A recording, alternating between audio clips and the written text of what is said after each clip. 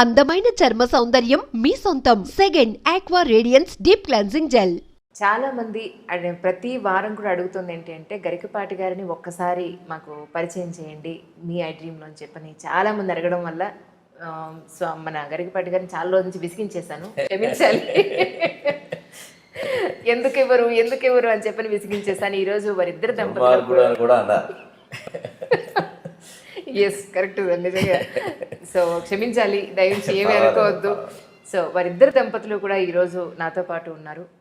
మరి మహా సంవత్సరాధాని అయినటువంటి గరికపాటి గారు ఈరోజు మాతో పాటు మనతో పాటు ఉండడం మనం నిజంగా చాలా పుణ్యం చేసుకున్నాం అని చెప్పాలి. ముందుగా మీ ఇద్దరికీ కూడా దిల్ సే వితాంజలి కార్యక్రమానికి స్వాగతం చెప్తున్నాను. నమస్కారం.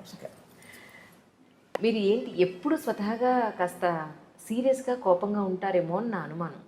ఎందుకు మీకు అనుమానం ఎందుకు వచ్చింది? మిమ్మల్ని చూసిన వెంటనే అయ్యి బాబు ఈయనేమిటి ఎంత సీరియస్గా ఉన్నారేమిటా అని అనిపించింది నాకు.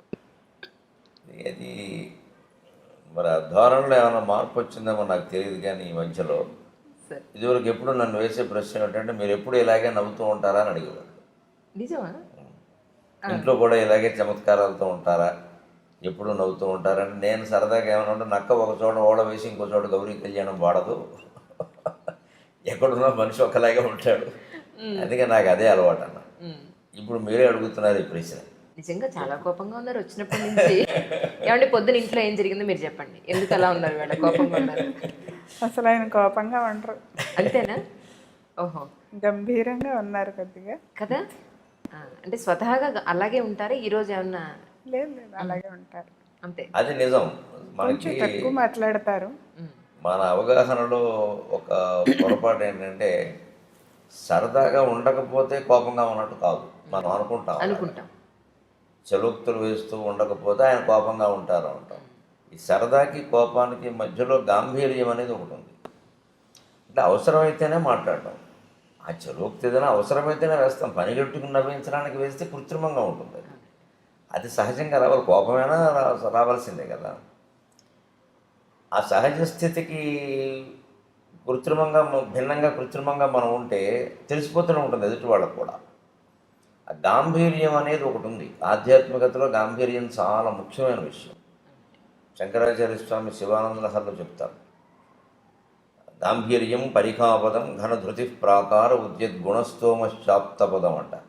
భగవంతుడు మన మనస్సులో ఎప్పుడు ఉంటాడంటే గంభీరంగా ఉంటాడంట. గాంభీర్యం అంటే లోతైన విషయం. సముద్రం గంభీరం అంట, సముద్రాన్ని గంభీరం. హిమాలయం గంభీరం అనరు, హిమాలయం ఉన్నతం అంట, ఎత్తు. సముద్రం గంభీరం, లోతైంది, సముద్ర గాంభీర్యం అంటారు. ధైర్యం వస్తే మేరుపర్వతం చెప్తారు. లోతుతైన తత్వం అయితే గాంభీర్యం అని చెప్తారు. నిజానికి నాకు తెలిసి నాకు లేనిది ఆ గాంభీర్యం. నాకు ఆ గాంభీర్యం అలవాట్లేదు. కానీ ఈ మధ్య ఒక 7-8 ఏళ్ళుగా నేను అలవాటు చేసుకుంటున్నాను కదండి. సో నేను గుర్తించిన మార్పు అంటే అది కోపంగా భావించాలి. లేదు, కోపం కాదు, గాంభీర్యం. ఖచ్చితంగా నేను అలవాటు చేసుకుంటున్నాను. ఎందుకంటే ఆధ్యాత్మికంగా మనం ఎదుగుతున్నప్పుడు గంభీరంగా ఉండాలి. ఎదగాలి అన్నా ఉండాలి, ఎదుగుతున్నా ఉండాలి. ఇంకా చిల్లర మాటలు, చిల్లర చలోక్తులు, ఇంకా ఏదో పని కట్టుకుని నవ్వించాలనుకోవడం, ఇలా లేకపోతే ఏమనుకుంటారో అనుకోవడం, లేకపోతే ఇంటికి ఎవరో రాగానే వారేదో అనుకునే విధంగా మనం ప్రవర్తించడం, ఇవన్నీ ఉండవు గాంభీర్యం అంటే. ఆ గాంభీర్యం అవసరం ఎందుకంటే పరిఖాపదం అన్నారు దాన్ని. అంటే మన హృదయం ఒక కోట అనుకోండి. మన హృదయం ఒక కోట. ఆ కోటలోకి, కోట అంటే దుర్గం కదా, శివుడు దుర్గాధిపతి, దుర్గాదేవి భర్త కదా. అందుకని దుర్గాధిపతి అయిన శివుడు దుర్గంలోకి రావాలి అంటే కోట చుట్టూ పరిఖ అగర్త ఉన్నట్టుగా మన చుట్టూ గాంభీర్యం ఉండాలి.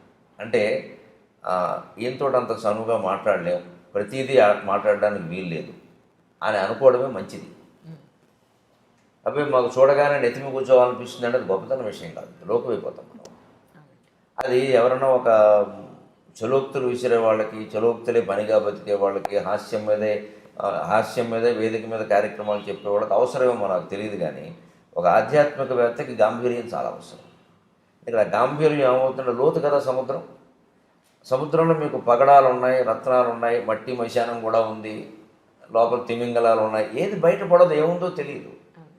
నిజానికి నాలో నేను గుర్తించిన లోపం ఏంటంటే ఆ గాంభీర్యం లేకపోవడం. ఒక 7-8 ఏళ్ల క్రితం వరకు నాకు గాంభీర్యం తెలియదు. బోళాగా మాట్లాడేయడం, అన్నీ చెప్పాడు, మన ఇంట్లో విషయాలు కూడా చెప్పేస్తాం.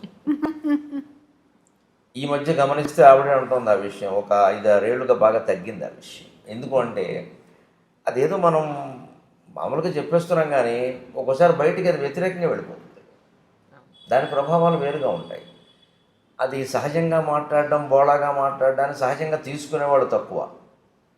మామూలుగా మనకి పెద్దవాళ్ళు చెప్పే మాట ఒకటి ఉంటుంది, నేను నువ్వు పొగుడుకోకు ఎవడో నమ్మడు, నేను నువ్వు తక్కువ చేసుకోకు అదే నిజం అనుకుంటారని. ఈ సూక్తి ఈ మధ్య నేను 4-5 ఏళ్ల క్రితం చూశాను ఎక్కడో. అమ్మ బాబోయ్ పొరపాటు చేస్తున్నామని గ్రహించాను నేను. ఏమైనా మనకు ఉన్న విషయమే, నేను సహస్రావధానంలో 750 పద్యాలు అప్పగించాను, అది వాస్తవం మాది, లేకపోతే ఎందుకు ఇస్తారు నాకు ఆ బిరుదం? కానీ అలా ఆయన చెప్పుకోవాలంటే ఇంకెవరైనా చెప్పొచ్చు కదా, అని ఎవరిని పెట్టి చెప్పిస్తామా? అంటే నిజం మన గురించి మనం వాస్తవం చెప్పినా సరే పొగుడుకోవడం కింద భావిస్తాం. అలాగే బోళాతనంగా నాకేమిటో అలా గలగలా మాడడం, అలా మాట్లాడడం అలవాటు అంటే అంత బాగుడని ఆయన ఒప్పుకున్నారుగా అంటాడు. అందుకే ఈ ప్రవృత్తులు ఎప్పుడైతే చూస్తున్నామో, లోకాన్ని చూస్తుంటే మన వల్ల లోకం ఎదగడం అనేది ఒక పారిశ్రమ, అయితే లోకం వల్ల మనం కూడా ఎదుగుతాం. లోకాన్ని చూస్తున్న కొద్దీ కొన్ని అనుభవాలు వస్తాయి. నాకు వచ్చిన అనుభవం ఏమిటంటే మనకి గాంభీర్యం లేదు. ఈ శివానందరాహులో శ్లోకం చదివినప్పుడల్లా నన్ను అది ఎత్తి పొడుస్తున్నట్టుగా ఉండేది, నీవు ఉందా? మిగిలిన అందులో ఉన్నాయి, ధృతి ధైర్యంగా ఉండడం, ఇంద్రియ నిగ్రహం ఉండడం, ఇవి నాకు భగవంతుడి దేవాలు నాకు ఉన్నాయి. గాంభీర్యం తక్కువ నాదు, ఎందుకంటే ఉన్నదన్నట్టు మాట్లాడేయడం, చెప్పేయడం దానివల్ల గొడవలు ఏమి పెద్ద ఏమి రాలేదు, అది పెద్ద నాకు ఎప్పుడు సమస్య కాలేదు. కానీ అనవసరంగా ఎందుకు మనం చెప్పాలి అసలు విషయం? మన ఇంట్లోదే కావచ్చు, మనం ఎవరితో పొద్దున్న కాసేపు మాట్లాడాం, ఆ మాటలు మనకి ఇంకోటితో చెప్పాల్సిన పని ఏంటి అసలు? అది ఒకసారి వాళ్ళకి ఇబ్బంది కావచ్చు, మనకి ఇబ్బంది కావచ్చు. అందుకని గంభీరంగా ఉందాం. నేను ఒక 7-8 ఏళ్ళుగా ప్రయత్నం చేసి ఉంటున్నా, ఆ గాంభీర్యాన్ని మీరు చూసుకోండి. కరెక్ట్ చెప్పారండి. కోపానికి గంభీరానికి మధ్య తేడా ఉంది. అది గాంభీర్యం మనిషి అలవాటు చేసుకోవలసిన లక్షణం, ఎవరైనా ఆడ మగ ఎవరైనా. కోపం అనేది సరే ఎప్పుడైనా ఉండకూడదు. కోపం అనేది ఎప్పుడు మనకి పద్ధతిలో ఏం చెప్తానో కోపం తెచ్చుకోవాలి. ఆయన చెప్పారు కాబట్టి అలవాటు చేసుకున్నానని నాకు అర్థమైంది. నేను అనుకుంటున్నాను ఈయన 3 పూట్ల జపం చేస్తారా, అర్ధగంట చొప్పున. అది చాలా లోతైన పుస్తకాలు చదువుతూ ఉంటారు, ఆ విశ్లేషణ చేస్తూ ఉంటారు. అది సహజంగా వచ్చింది అనుకున్నాను నేనే ఈ శ్లోకాన్ని చూసి ఇలా నేర్చుకున్నాను అని చెప్తున్నారు. ఇప్పుడు అర్థమైంది నాకు. సార్, జనరల్గా మీ డే ఎలా స్టార్ట్ అవుతుందండి? మంచి ప్రశ్న, ఎంతవరకు ఎక్కువ మంది అడిగిన ప్రశ్న. 5:30కి లేస్తాను, 5:20కి లేస్తాను. ఎందుకంటే 10:20కి పడుకుంటాను సరిగ్గా. 7 గంటల లెక్క, మధ్యాహ్నం గంట లెక్క, మధ్యాహ్నం 1:30, 2:30. అందులో సాధారణంగా తేడా ఉండదు, 10 నిమిషాలు అటు ఇటు ఉండొచ్చు కానీ తేడా ఉండదు అసలు. ఆ గంట సేపు మధ్యాహ్నం, రాత్రి 7 గంటలు, 10:20, 5:20. సరే 6:30 వరకు కాలకృత్యాలు, స్నానపానాలు సరిపోతే ఏమీ కాఫీ టీలు కానీ ఏమీ పుచ్చుకోవడం ఉండదు. 6:30కి టీవీలో వచ్చే నా కార్యక్రమం వీలైతే నేనే చూస్తాను ఇంట్లో ఉంటే. ఎందుకంటే మనం శ్రోతగా వినడం వేరు, చెప్పడం వేరు. ఇప్పుడు ఎక్కడెక్కడ శ్రోతలు ఇబ్బంది పడతారో, సాగదీసామనుకుంటారో, లేదా చెప్పలేదు అనుకుంటారో, ఇంకా చెప్పాల్సింది అనుకుంటారో, అవన్నీ మనకు తెలుస్తాయి. అందువల్ల వీలైతే చూస్తాను.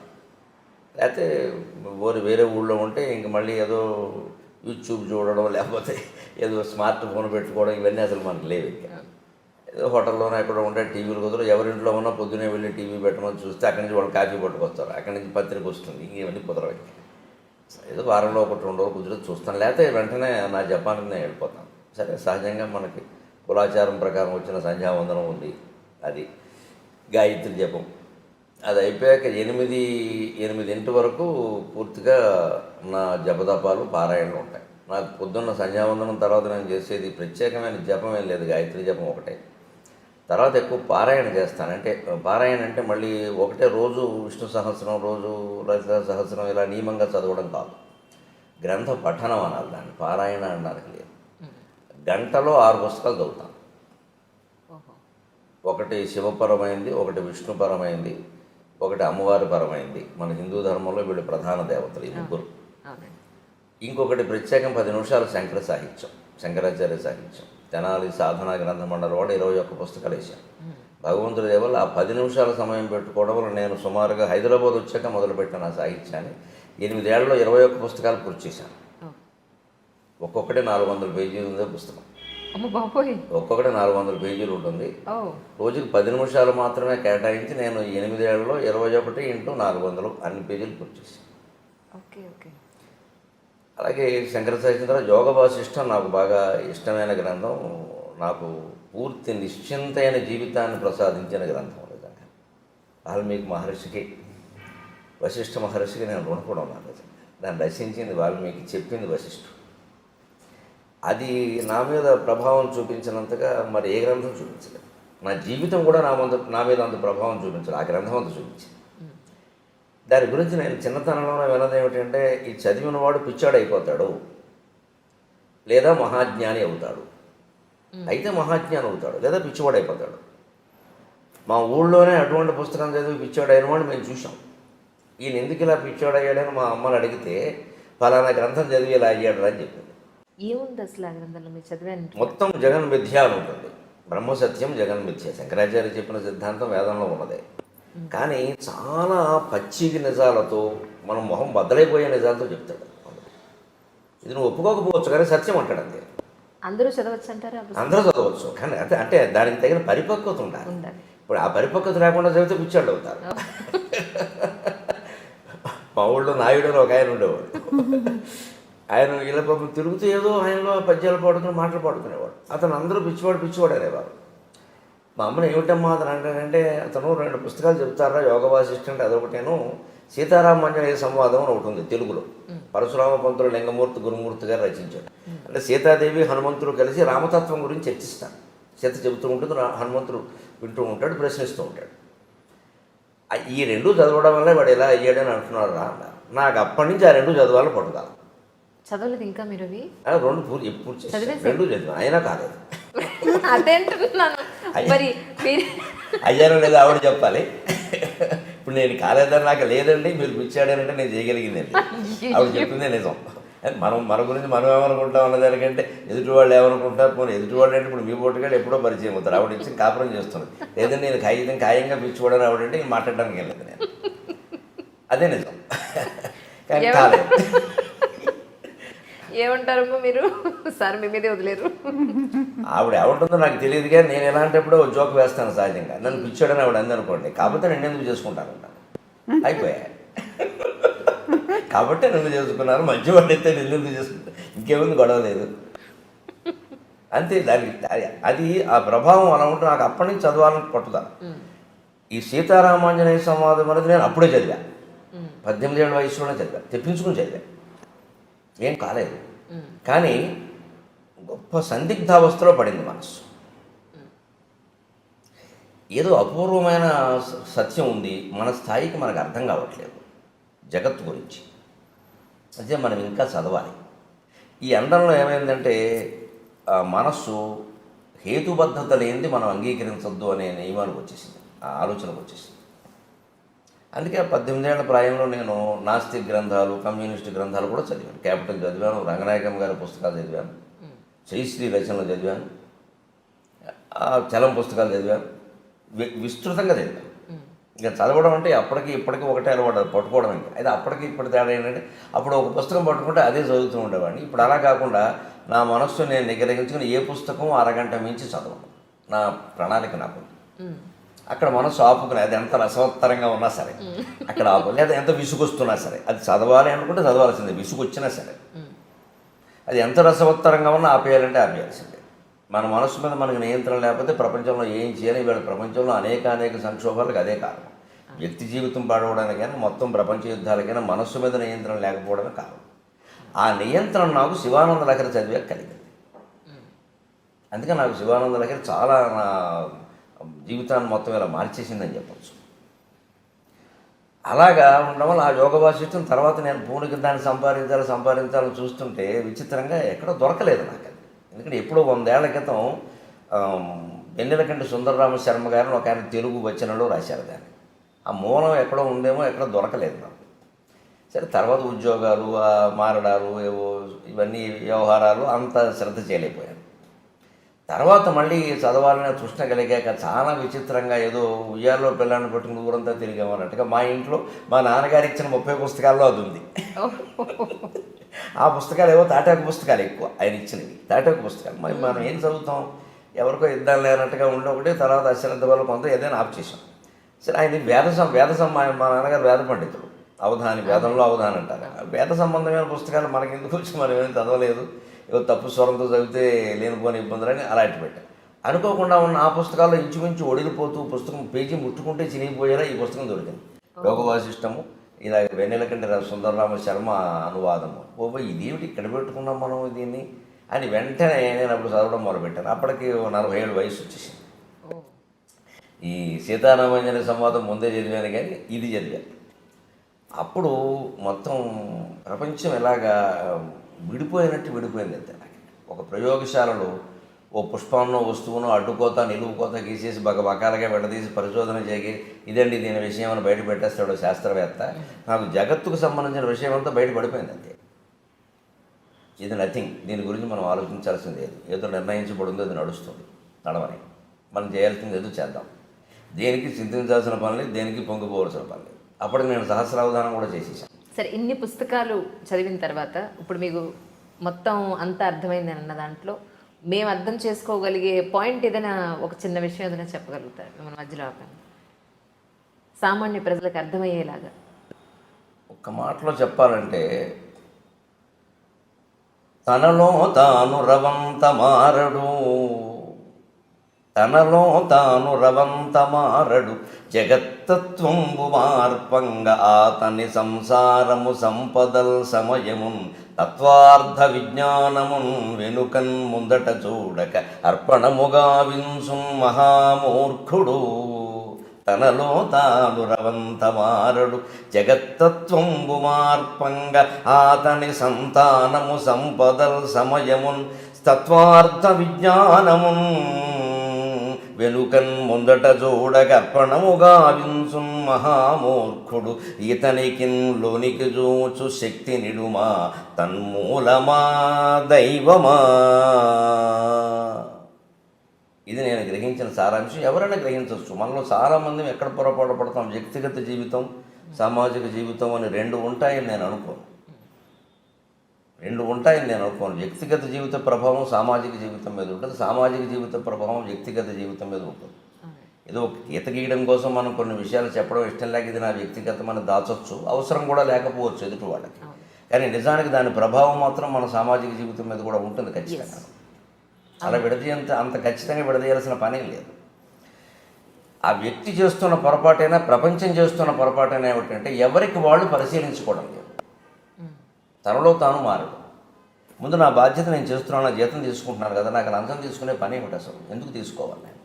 ఈ జీతం నాకు సరిపోతుంది. ఇవాళ ఉద్యోగాల్లో, ప్రభుత్వ ఉద్యోగాల్లో జీతాలు ఎవరికి తక్కువే లేవు. ఉపాధ్యాయులకు కూడా ఇప్పుడు కొత్తగా చేరిన ఒప్పందపు ఉపాధ్యాయుడు కూడా 10,000 వస్తుంది. కానీ అలా తీసుకోకపోతే చేతకాని వాడు అంటున్నారు కదా సార్. అలా తీసుకోకపోతే వీడి చేతకాని వాడు ఈ ప్రపంచంలో బతకలేడు. అక్కడే ఆలోచించాల్సింది వాడెవడో అన్నది మనకి సర్టిఫికెట్ అమ్మా అంటున్నారు కదా మీరు. ఎవరు అంటున్నారు? మన పక్క వాళ్ళు, మన పై వాళ్ళు. వారు మనకు సర్టిఫికెట్ ఇస్తారా చేత కాదని, చేతనవనని? వాడెవరు అసలు? వారి స్థాయి ఏంటి?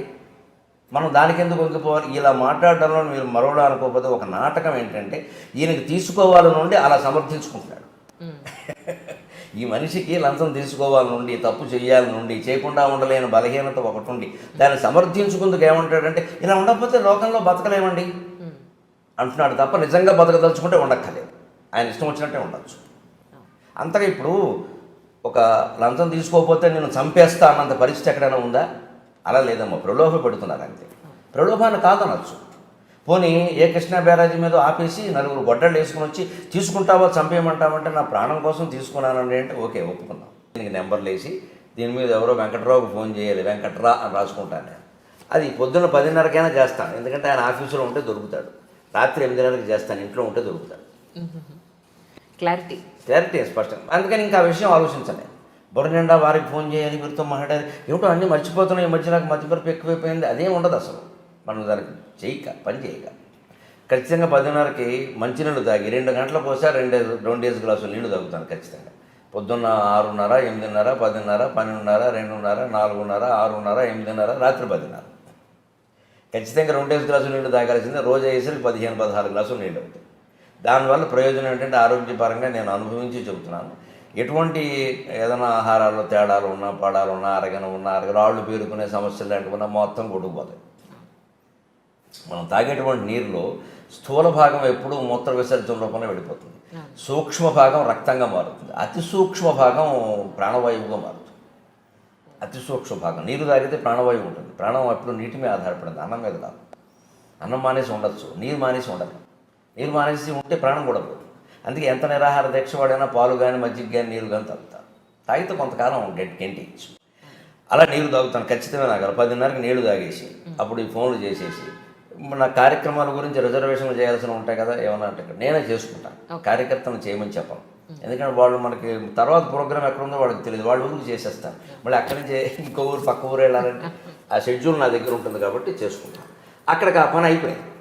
అప్పుడు ఖచ్చితంగా టీవీకి ఏమైనా తయారవ్వాలా, సాయంత్రం సభ ఉందా తయారవ్వాలా, ఆ తయారవ్వాల్సి ఉందంటే తయారవుతాను. 10:30, 12:30 సమయం.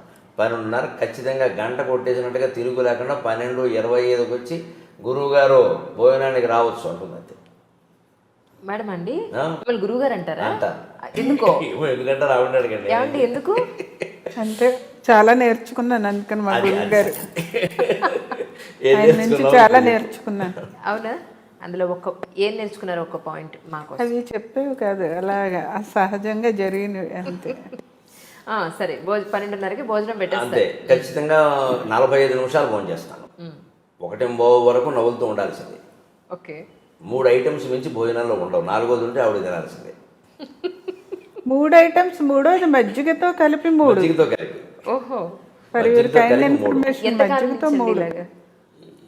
15-20 ఏళ్ళ బట్టి, కనీసం 10 ఏళ్ళ బట్టి ఆ నియమం ఖచ్చితంగా. పప్పు, కూర, మజ్జిగ, లేదా వేపుడు, పచ్చడి, మజ్జిగ, ఏదైనా సరే 3 మజ్జిగతో కలిపి. 4వది ఉంటే ఇందులో ఒకటి తగ్గించేస్తాను, అన్నం తగ్గించేస్తాను. మొత్తం మీద అన్నం అంతకుమించి వెళ్ళడానికి వీల్లేదు. అందుకని నాకు షుగర్ ప్రాబ్లమ్స్ అవి ఏం లేవు. తినవలసింది తిన్నాను. ఖచ్చితంగా పొద్దున్న ఒక్కసారే కాఫీ, సాయంత్రం 4:30కి టీ, మధ్యాహ్నం భోజనం చేసి గ్లాసు మజ్జిగ తాగుతాను. రాత్రి పడుకోబోయే ముందు గ్లాసు పాలు తాగుతాను. ఒకసారి పాలు, ఒకసారి మజ్జిగ, ఒకసారి కాఫీ, ఒకసారి టీ. 4 సేవించినట్టు అయింది. ఏది ఎక్కువ కాలేదు. అన్ని రుచులు తెలిసాయి. ఎప్పుడు కావాలంటే అప్పుడు వదిలేయచ్చు, సమస్య అండి. ఎక్కువ అలవాటు పడ్డామనుకోండి, నాకు ఏమిటో కాఫీ లేకపోతే తోచట్లేదు, ఏమీ లేదు, నాకు ప్రపంచం అంతా లేకపోయినా నాకు తోస్తుంది. ఈ ప్రపంచం అంతా శూన్యమే, నేను ఒక్కడిని అంటార్కిటికా ఖండంలో నన్ను వదిలేస్తే హాయిగా గడిపేస్తాను, ఏమి ఇబ్బంది లేదు. ప్రాణంతో ఉంటే సార్ అక్కడ నీళ్లు దొరికితే ఏదో మారేడాకులు దొరకపోని అవుతాం. వారు ఉండాలి, వీరు మాట్లాడాలి, అసలు ఆ సమస్య లేదు. అదే వేదాంతం ద్వారా నేర్చుకున్నాను. యోగ వాసిష్టం నాకు నేర్పింది. నీతో నువ్వు మాట్లాడుకో, నీతో నువ్వు ఉండు. ఇంకోరు ఉండాలని ఎందుకు అనుకుంటున్నావు? ఇంకోరు ఉండడం అంటే మనం తప్పించుకొని బయటపడుతున్నాం. మన నుంచి మనం తప్పించుకొని బయటపడుతున్నాం. అదేదో కాలక్షేపం, వారేదో పోగొట్టడం, తిట్టడం, విమర్శలు, ఇవన్నీ ఇంకేది పీకానామ లాగానం, ఎలక మీద పిల్లి, పిల్లి మీద ఎలక, ఎప్పటికి తెమలో ఇవి. అప్పుడు ఈ కాలక్షేపాల కోసం వచ్చరికి తోడు, నీడ, దూడ, పేడ అన్నీ తయారైపోతాయి. ఇందులో ఎవరు లేకపోయినా మనం తట్టుకోలేని పరిస్థితి వస్తుంది. ఇదంతా బలహీనతే, మన మీద గొప్పగా చెప్పొద్దు దాన్ని. నాకు నలుగురు ఉంటే కానీ తోచదు, అదో వ్యాధి, డాక్టర్ చూపించుకోవడం మంచిది. ఎందుకు తోచదు?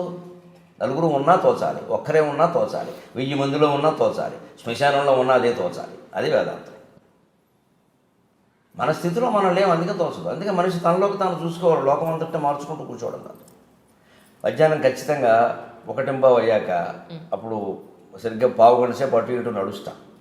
బయట ఆరేసిన తువ్వాలు లోపలేస్తాను, అదో క్రమశిక్షణ. పొద్దున్న స్నానం చేసి ఆరేసాం కదా, ఆ తువ్వాలు లోపలేస్తాను. అవన్నీ నేనే చేసుకుంటాను. ఆ పనులు 15 గంట పడతాయి. 1:30కి పడుకుంటాను, 2:30కి లేస్తాను. ఫోన్ కట్ చేయడమే, సైలెంట్లో పెట్టడం ఉండదు. సైలెంట్లో పెడితే ఎవడో చేస్తాడు, అక్కడ ఉంటుంది, అక్కడ మళ్ళీ నాకు చేయలేదంటాడు. అటువంటి అవకాశం ఎవరికి ఇవ్వను, స్విచ్ ఆఫ్ అంతే. మళ్ళీ ఆయన చేసుకోవలసిందే. ఏమంటే నేను చేశానంటే మీరు నాకు చేయలేదంటే చెయ్యను, నీ అవసరం నువ్వు చేసుకోవాలి. ఎంత ప్రాణ స్నేహితుడైనా అంతే. నాకు ఎందుకు చేసావు కదా, 2సారి కూడా నువ్వే చేసుకో, 3 సార్లు చేసుకోలేకపోతే మానేసుకో. అంతేగాని ఏమనుకుంటాడు అనుకోని, బ్రహ్మసత్యం జగన్ మిథ్య, నాకు అర్థమైంది అనుకుంటే మరీ మంచిది. ఇంకా ఆయన ఫోన్ చేయక్కర్లేదు, ఓ నెంబర్ తీసేయచ్చు. ఇది ఎవరి మీద కోపం కాదు, వ్యతిరేకత కాదు, పూర్తిగా జగత్తత్వం తెలుసున్న మనిషి ఇలాగే ఉంటాడు. నాకు తెలిసి నేను ఋషుల చరిత్రలు చదివాను, ఋషులందరూ ఇలాగే ఉంటారు. అది మనం అలవాటు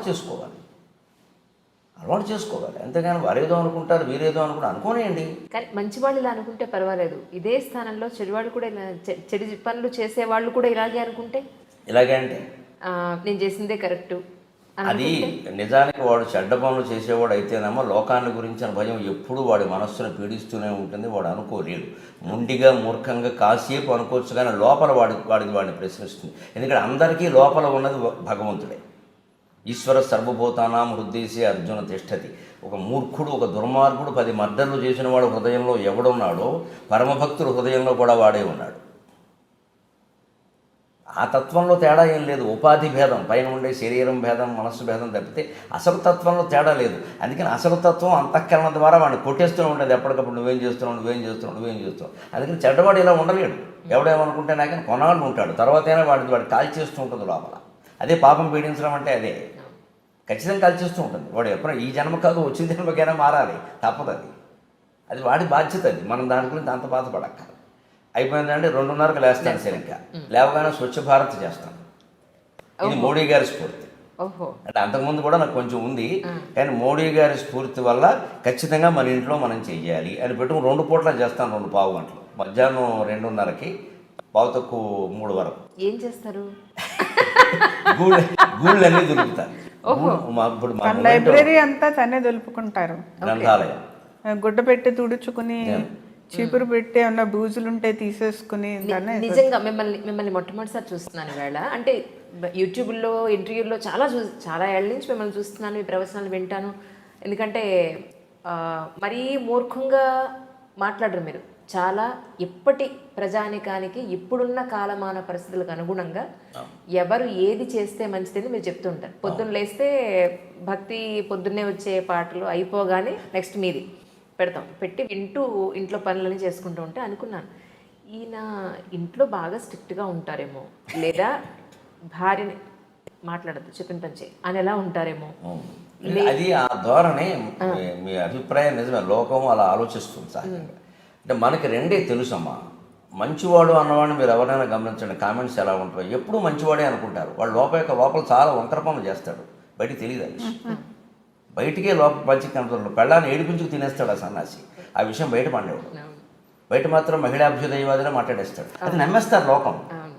ఆవిడ పాపం బయటకు వచ్చి చెప్పలేదు ఆ విషయం. ఎందుకంటే ఈయన సెలబ్రిటీ, ఆవిడ బ్రిటానియా బిస్కెట్. ఆవిడ దగ్గర మైకెట్టాలి కదా, అవకాశం కూడా ఉండాలి. ఒకళ్ళు చెప్పింది దానికో బతకనేది కదా. అలాగే ఉంటారేమో అని అనుకున్నాను. అలాగే కొంచెం గంభీరంగా ఉండేవాళ్ళని చూసి మనం కోపంగా ఉంటారు అనుకుంటాం. ఖచ్చితంగా ఉండడం వేరు, కఠినంగా ఉండడం వేరు. నేను ఖచ్చితంగా ఉంటాను, కఠినంగా ఉండను. అసలు కాఠిన్యం అనేది నా స్వభావంలోనూ లేదు.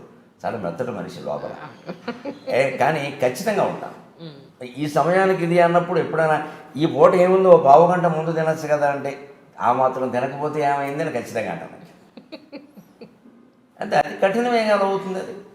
అది ఆవిడ అలవాటు పడిన దానిపైకి అది మంచిదని వాళ్ళకి తెలుస్తుంది కదా. 2:30కి లేచి గూడు దొరుకుతాను. మొమెంటోలమ్మా, మరి మీరు అందరూ ఇచ్చినవి ఏం చేసుకోవాలి? హైదరాబాద్లో అపార్ట్మెంట్ అంటే నేను కొనుక్కున్నా, మొమెంటోలకి 2 లక్షలు అయింది. అది ఎవరిస్తారు? కబోర్డులు నీట్గా క్లీన్ చేసుకుని పెడతాను. నేను శుభ్రంగా నిచ్చెన వేసుకుని పైకి ఎక్కి దులిపి, అది నెలకోసారి లెక్కాలి. ఒక గూడు దులిపామంటే మళ్ళీ నెలకు దొరకాలి. ఒక కాగితం రాసుకుని పెట్టుకుంటారు, తుడిచిన తేదీ. ఇవాళ దులిపారు అనుకో, ఇవాళ తేదీ వేస్తారు. ఆ గూళ్ళో తుడిచిన తేదీ అని ఎర్రశెరతో రాసి ఆ తేదీ నా నీలం ఇంకుతో రాస్తాను, అక్కడ పెడతాను ఆ గూళ్ళో. మళ్ళీ ఒకసారి ఎప్పుడైనా అసలు ఈ మధ్య తుడిచినట్లేదు అనిపిస్తే ఆ తేదీ చూస్తాను, బాబాయ్ నెల దాటిపోయి చూడవాలి అని వెంటనే చేస్తాను. గుర్తు కోసం అది. ప్రకటన స్వచ్ఛ భారత్. అప్పుడు సరిగ్గా 2:45 అయ్యాక ఉత్తరాలు అవి రాస్తాను. ఖచ్చితంగా ఇప్పటికీ ఉత్తరాలు రాస్తాను. నాకు ఉత్తరం రాసిన ప్రతి ఒక్కరికి నేను సమాధానం ఇస్తాను. మరి ఇంక ఊరికే నేను క్షేమం మీరు క్షేమం అంటే నేను చెప్పాల్సిందే లేదు. కానీ అలాంటివి ఇప్పుడేమో లేవు. ఏవో సందేహాలు అడుగుతారు, లేకపోతే ఏదో ఖచ్చితంగా రాస్తాను. పోస్ట్ కార్డులు అయితే సుమారుగా 99% పోస్ట్ కార్డులే రాస్తాను. అంతేకాదు 3 మంది కవులు పుస్తకాలు పంపిస్తారు, రచయితలు పుస్తకాలు పంపిస్తారు. వాటికి ఖచ్చితంగా నేను చదివి అభిప్రాయం రాస్తాను. ఆలస్యం అవ్వచ్చు, 15 రోజులు కావచ్చు, నెల పట్టదు. అక్కడ ఒక పద్ధతిగా ఉంటాయి. 2:45 నుంచి 3:30 వరకు ఆ పని చేస్తాను, 45 నిమిషాలు. ముందు ఉత్తరాలు రాయడం, తర్వాత పుస్తకాలకు అభిప్రాయాలు రాయడం, తర్వాత ఇంకో పని ఏంటంటే నాకు ఉపయోగపడేది, లోకానికి ఉపయోగపడేది చెబుతున్నాను. ఏ పుస్తకం చదివినా సరే నేను చదివేటప్పుడే పెన్ను దగ్గర ఉంటుంది. పెన్ను దగ్గర లేకుండా నేను చదవను. ఖచ్చితంగా ఆ పుస్తకంలో ఎంతవరకు చదివామో తెలియడానికి ఒక కాగితం పెట్టుకుంటాను, ఎంతవరకు అని రాసి, అతి ముఖ్యం అని రాసి ఇంకో కాగితం పెట్టుకుంటాను. ఈ చదువుతున్నప్పుడు ముఖ్యమైన శ్లోకాలు, పద్యాలు, విషయాలు ఏమైనా వస్తే వాటిని ఆ పుస్తకానికి వెనకాల తెలకైతే ఒకటైనా ఉంటుంది కదా కనీసం, అతి ముఖ్యం అని రాసి ఆ పేజీ నెంబర్ అక్కడ వేసి అందులో ఏముంది, దాంపత్యం గురించి ఉందా, 17వ పేజీ దాంప అని, దాంప అంటే దాంపత్యమే అనేది సంక్షిప్తం. రోజు ఈ మళ్ళీ మర్నాడు అరగంటకో గంటకో ఈ పుస్తకం చదువుతాం కదా అదే సమయానికి, అప్పుడు ఈ ముందు రాసుకున్న అతి ముఖ్యమైన విషయాలు 4 చదివి అప్పుడు ఈ పుస్తకం మళ్ళీ చదువుతాం. అప్పుడు అతి ముఖ్యమైన మనసులో అలా ఆవృత అవుతుంటే గుర్తుండగా ఏమవుతాయేమో ధారణ రహస్యం ఇది. ఇదేదో అకస్మాత్తుగా వస్తుంది అంటే నమస్కారం, నేనేం చెప్పను. మీకు ఉందండి, మీకు సహజం అండి, మీకు పూర్వజన్మ సుకృతం అండి, వారికి 3 నమస్కారాలు. మనం ఏం చేయలేం. కృషి చేస్తే వస్తుంది, మొద్దు కూడా వస్తుంది, కృషి చేయాలి. చెయ్యరు, ఏదో చెప్పేస్తారు అంతే. మొత్తం 1000 పద్యాలు అప్పగించినా 1,00,000 పద్యాలు అప్పగించినా నేను ఇలాగే అప్పగించాను. ఒక సాధన చేశాను దానికి. దైవానుగ్రహం లేకుండా ఏదీ సాధ్యం కాదమ్మా. అసలు ఆ స్ఫురణే దైవానుగ్రహం. మనం వినియోగించుకుంటున్న శక్తి అంతా దైవానుగ్రహం. అంచేత మనం ధారణ కాదు, ఊపిరి పీల్చినా దైవానుగ్రహంతోనే జరుగుతుంది. దానికి వ్యతిరేకం కాదు. పురుష ప్రయత్నం ఎప్పుడు దైవానుగ్రహానికి వ్యతిరేకం కాదు.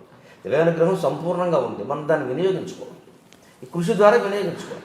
అప్పుడు ఈ ఉత్తరాలు రాయడం, పుస్తకాలకు అభిప్రాయాలు కూడా అయిపోతే ఇంకా సమయం ఉంటే ఈ అతి ముఖ్యమైనవి వేరే ఓ డైరీలో ఎక్కిస్తాను. అలా ఎక్కించినవి ఇప్పుడు నా దగ్గర 6 డైరీలు ఉన్నాయి. ఆ ఎక్కించిన విషయాలు ఒక 2000 పైగా ఉన్నాయి. పద్యాలు, శ్లోకాలు, సూక్తులు, సామెతలు, లేదా లోకజ్ఞాన విషయాలు, నాకు తెలియని విషయం ఏదైనా సరే. ఇటీవల ఏదో రేపు 14వ తారీఖు చంద్రయాన్ గురించి ఏదో జరుగుతుంది కదా, మన వాళ్ళు పంపిస్తారు. చంద్రుడి గురించిన విశేషాలన్నీ ఈనాడు దినపత్రికలో వస్తున్నాయి. నేను అవి నోట్ చేసుకుంటున్నాను కొన్ని ముఖ్యమైన విషయాలు నా డైరీలో. నాకు తెలియదు, అది తెలియని రాసుకుని మనం తెలుసుకుని చెప్తే ఇంకా బాగుంటుంది కదా ప్రసంగం పక్కనట్టండి. నాకు ముందు జ్ఞానం ఖచ్చితంగా రాసుకుంటాను. పేపర్ కత్తిరించి పెట్టుకుంటాను అవసరమైతే. ఆ పని చేస్తాను 3:30 వరకు. 3:30 నుంచి 4:30 వరకు తెలుగు సాహిత్యం చదువుతాను. 4:30 ఖచ్చితంగా టీతో పాటు ఏమైనా ఆవిడకి దయ ఉంటే పంటి కింద కరకర కాస్త ఏదో శనగలో, పెసలో, వేరుశెనగ గింజలో ఏవో ఒకటి వేయించి అక్కడ పెడుతుంది.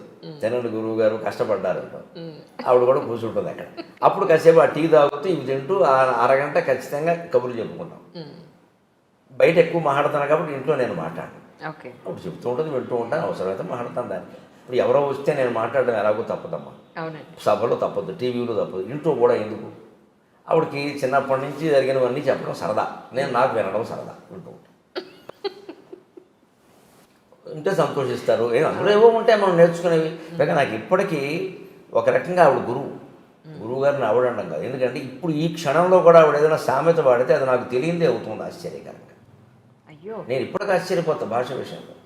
వాళ్ళది అన్నవరం, మాదేమో మా సొంతం తాడేపల్లిగూడెం. కాకినాడలో ఎక్కువ ఉన్నాను నేను. తాడేపల్లిగూడెం, కాకినాడ ఏముంది, తూర్పు పశ్చిమ గోదావరి కదా. కానీ ఆవిడ వాడేటువంటి సామెతలు కొన్ని నాకు ఎప్పటికి తెలియవు, నేను ఎప్పుడు వినలేదు వాటిని. నేను ఒకసారి మళ్ళీ అంటే ఆవిడకి భయం అంటే తప్పేమన్నా అన్నాడు. తప్పేం అనలేదు, నాకు తెలుసుకోవాలని ఉందంటే. మీరు తెలుసుకోవడం ఏంటి అటు లేదు, తెలుసుకోవాలంటే అలాంటి సామెతలు వాడుతాం. అవి నేను తెలుసుకుని టీవీలో చెప్పిన సందర్భాలు చాలా. అంటే ఈ వ్యక్తి ఆ వ్యక్తి అని లేదు. మనం పని మనిషితో మాట్లాడినా తెలుసుకోవలసినవి ఉంటాయి, పెద్ద మనుషులతో ఎలాగో ఉంటాయి. అక్కడికి మనమే ఏదో జగద్గురువు అని, మిగిలిన వాళ్ళకి ఏమి రాదని, అసలు మనం వీళ్ళని అడగడం ఏమిటని అనుకోవలసిన పని లేదు. నాకు తెలియకపోతే మా వాచ్మెన్ కూడా అడిగి విషయం తెలుసుకుంటాను. ఆ విషయం వాడు చెప్పాడనే విషయం బయటకు కూడా చెబుతాను. నాకేం భయం ఏం లేదు, అందులో మొహమాటం లేదు. అతను ఆ విషయంలో నాకు చెప్పాడు, తప్పే ఉంది, నాకు తెలియదు కదా అది. అలాగే ఉండి 4:30కి టీ దాకా 5 నుంచి 6 వరకు సంస్కృత సాహిత్యం చదువుతాం. అరగంట కొన్ని పుస్తకాలు గంట ఉంటాయి, పుస్తకాన్ని బట్టి ఉంటుంది, అది చదువుతాం. 6ంటికి ఖచ్చితంగా స్నానం, సంధ్యావందనం, జపం. 7 వరకు అంతే. అరగంట ప్రత్యేకంగా వెళ్ళి చోట కూర్చుంటాను. సంధ్యావందనం కూడా అయిపోయాక కేవలం శివ పంచాక్షరి జపించుకుంటూ అలా అది ఒక్కోసారి అది మర్చిపోయి మౌనంలోకి వెళ్ళిపోతాం. భగవంతుడు దయ, అది మనం ఏం చేయాలి, అది జపించడం వరకే మన పని. ఆ సమాధి స్థితితో ఏదో ఎప్పుడు వస్తున్నది ఆయన దయ, మనం ఏం చేయాలి. కానీ మన ప్రయత్నం మనం చేయాలి. మాట్లాడకుండా తలుపు కూడా చెడత కూడా వేసేసి రోజుకు 3 గంటలు నాకు దూరం అయిపోతున్నారు. చెడత వేసానండి, చెడత వేయకపోతే దూరం కాదు. అంటే మనసులో ఏమనిపిస్తుంది సహజంగా, అంత వేసేసారంటే నేను వస్తే ఇబ్బంది అని అనిపిస్తుంది. కానీ అర్థం చేసుకుంటుంది, అందుకోసం ఆ అనుబంధం అది అర్థం చేసుకుంటుంది. పైగా ఏముంటుందంటే ఎప్పుడైనా జపాన్కి వెళ్తున్నట్టు చెయ్యండి, అదేమని కాపాడుతుంది. నిజమే కదా, అది కాకపోతే ఎవరు కాపాడతారమ్మా? భగవంతుడు కాకపోతే కాపాడేవాడు ఎవరు? అంటే అంతటా ఉన్నది ఆయన, అందరినీ కాపాడవలసింది ఆయనే. ప్రపంచంలో ఎన్ని దారుణమైన పరిణామాలు జరిగినా, మనం ఎన్ని వ్యాసాలు రాసినా, ఎన్ని ఉపన్యాసాలు ఇచ్చినా, ఐక్యరాజ్యం తీర్మానం చేసినా బాగుపడుతుందని చెప్పలేం. కానీ భగవంతుడికి విజ్ఞప్తి చేస్తే బాగుపడుతుంది. ఎందుకంటే మూలం అది, మూలానికే వైద్యం చేయాలి. అంచేత నాకు కోపం వస్తే ఒకసారి ఇది నీది మమ్మల్ని అంటే ఏంటి బాగు చేసుకోలేదా మానుకో అని అంత బెదిరించినట్టు కూడా నేను పద్యాలేదు. నీవా కనపడవెంత మొత్తుకొని మా అమ్మవారు ఫోటో ముందు నిలబడి మేము నిర్ణయాలు తీసుకుంటాం. మా జీవితంలో ముఖ్యమైనప్పుడు కొన్ని సందర్భాల్లో కుటుంబపరంగా తీసుకోక తప్పదు కదా. తీసుకున్నది ఏమవుతుందో అని బెంగ వస్తుంది ఒకసారి. ఇప్పుడు కుటుంబంతో లోకంతో కూడా పరిస్థితి ఎలా ఉంటుందంటే మొత్తం వదిలేసినా ఇబ్బంది, మొత్తం మన మీద పెట్టుకున్నా ఇబ్బంది. రెండు కష్టమే. పూర్తిగా మన మీద పెట్టుకున్నామో అయ్యో వీడి జీవితాన్ని మనం పాడు చేస్తున్నామేమో అనిపిస్తుంది, వాడి నిర్ణయం మంచిదేమో అని. అలాగని వదిలేద్దామంటే ఏమైపోతారో అనిపిస్తుంది. అటువంటిప్పుడు నేను ఎలా మొత్తుకుంటానంటే అమ్మవారితో, నీవా కనపడవెంత మొత్తుకొని నేనే స్వయం నిర్ణయాలేవో కొన్నిటి చేసినా నన్నుచు నన్నే నింద చేయన్ భవానీ వేరెవ్వరు దిక్కునాకిక. నీవా కనపడవెంత మొత్తుకొని నేనే స్వయం నిర్ణయాలేవో కొన్నిటి చేసినా నన్నుచు నన్నే నింద చేయన్ భవానీ వేరెవ్వరు దిక్కునాకిక.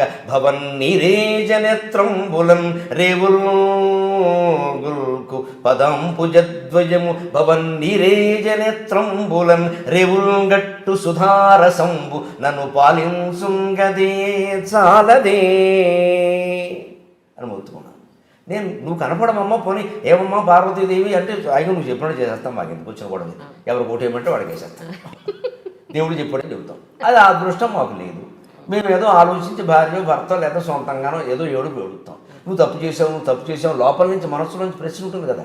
అది అమ్మవారు మరి అలా ప్రశ్నిస్తే నేనేం చేయను, నువ్వు చెప్పలేదు, నేను తీసుకుంటే కాదంటే అని నేరుగా మనిషితో మాట్లాడంటే నువ్వు కనపడవు, నేనే స్వయం నిర్ణయాలు ఏవో కొన్నింటి చేసినానొచ్చు నన్నే నింద చేయని భవానీ వేరెవరు దిక్కు నాకు.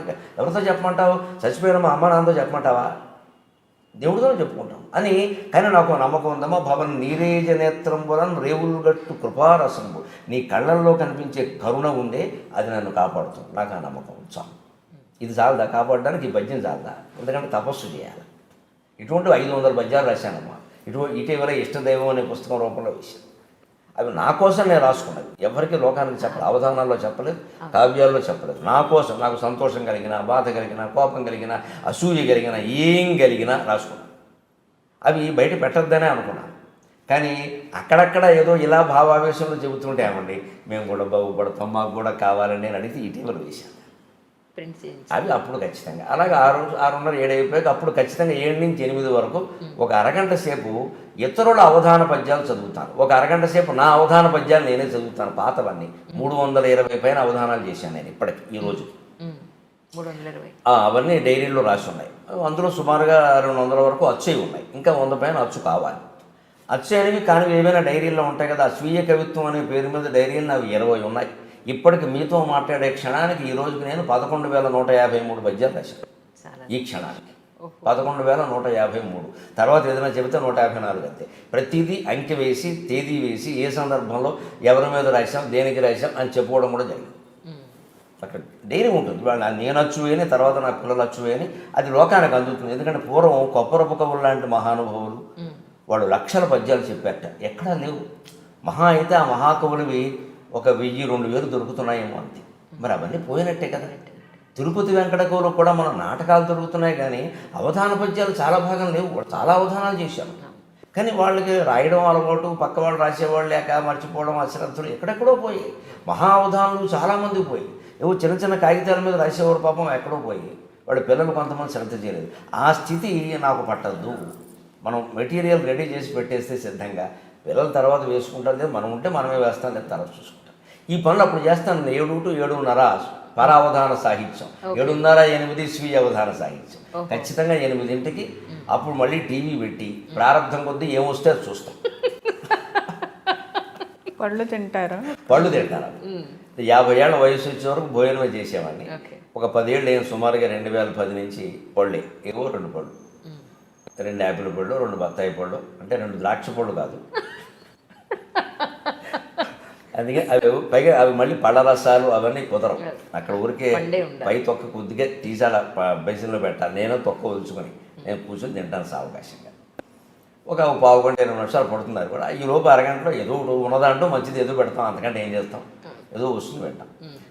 అది మనం 8:30 కోసిస్తే ఎక్కువ పళ్ళు కోసి ఇచ్చేస్తామని తనే పండు బలంగా మనం అది ఇచ్చేయాలి. ఆరోపణ. పండు పళ్ళకి లెక్క ఎక్కువ చేశారు అప్పుడు లెక్క తేడా రాదు కదా. మాకి చేసేస్తాను. 2 యాపిల్ పళ్ళు నుంచి 3 పళ్ళ ముక్కలు అందులో పెట్టేస్తాను. అందుకని ఆ పళ్ళు నాకు కనబడాల్సిందే లెక్కది. 8:30కి ఆ పళ్ళు తినడం అయిపోయాక అప్పుడు మళ్ళీ ఎవరికైనా ఫోన్లు చేయాలా. అలాగే ఈ కాగితం మీద రాసుకున్న పనులు కొన్ని ఉంటాయి. ఏదైనా రాయాలనో, పద్యం రాయాలనో, ఎక్కడైనా చెప్పిన పద్యాలు డైరీలో రాయడం, అతి ముఖ్యమైన విషయాలు పుస్తకంలో రాయడం, ఇలాంటి పనులు ఏమైనా ఉంటే బాకీ పనులు పెట్టుకుంటాను. నేను 8:30 నుంచి 9 వరకు ఆ పని చేస్తాను. 9ంటికి ఖచ్చితంగా ఆధ్యాత్మిక గ్రంథం చదువుతాను. వివేకానందుని complete works of Vivekananda original, ఆయన ఇంగ్లీషులో అద్వైతాశ్రమం కలకత్తా వాళ్ళు వేసింది 8 సంపుటాలు చదివాను. సద్గురు శివానందమూర్తి గారు మహర్షుల జీవిత చరిత్రలో 50 మంది మహర్షుల లైఫ్ హిస్టరీస్ రాశారు, జీవిత చరిత్రలు. అది ఆ సమయంలోనే నేను చదివాను. ఆధ్యాత్మిక గ్రంథం ఏదో ఒకటి. అది ఇంచుమించుగా తత్వ గ్రంథం అవుతుంది. పురాణాలు కాకుండా కృష్ణమూర్తి గారి ఫిలాసఫీ, నిసర్గదత్త మహారాజ్ ఫిలాసఫీ, రమణ మహర్షి సిద్ధాంతాలు, ఇటువంటి తాత్వికమైన గ్రంథం వివేకానంద, పరమహంస ఏదో ఒకటి అప్పుడు చదువుతారు. 9 9:30కి మళ్ళీ